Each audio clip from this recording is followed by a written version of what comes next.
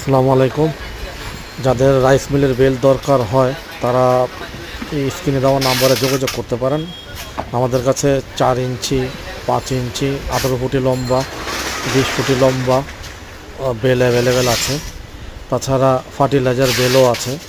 যদি দরকার হয় তাহলে স্ক্রিনে নাম্বারে যোগাযোগ করতে পারেন। আসসালামু আলাইকুম।